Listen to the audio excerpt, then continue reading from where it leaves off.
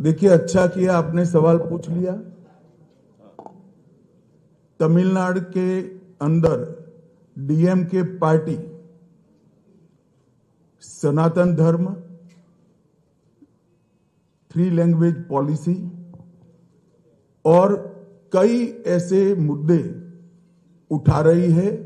उसका एकमात्र उद्देश्य मूल मुद्दों से ध्यान हटाना है।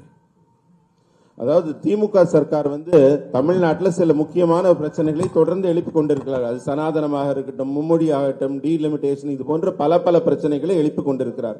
அது என்னன்னா, அவர்களுக்கு இருக்கிற ஆட்சியில் இருக்கிற முக்கியமான பிரச்சனைகள், ஊழல், மோசடி போன்ற பிரச்சனைகள் இருந்து மக்களை திசை திருப்புவதற்காக இது போன்ற பிரச்சனைகளை எழுப்புகிறார்கள். सर तमिलनाडु एक सेकंड सर तमिलनाडु एक सेकंड भाई, मेरी बात तो समाप्त होने दो।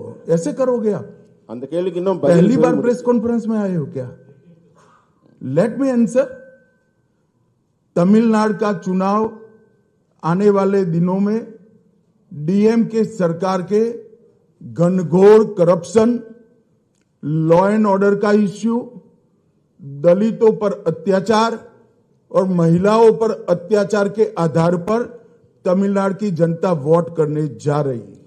வரப்போகிற தேர்தல் எப்படி இருக்கும் என்றால், திமுகவின் மிகப்பெரிய மோசடி ஊழல்கள் பற்றியும், அதே போல சட்டம் ஒழுங்கில் இருக்கிற ஆபத்தை பற்றியும், தலித் மக்கள் மீது தொடுக்கப்படுகிற தாக்குதல்கள் குறித்தும், பெண்கள் குறித்து இருக்கிற ஆபத்து, பெண்கள் மீது தொடுக்கப்படுகிற தாக்குதல் குறித்தும், இது போன்ற திமுகவின் செயலிழந்த தன்மைதான் திமுகவுக்கு இந்த முறை தேர்தலில் மிகப்பெரிய பேசுபொருளாக இருக்கு.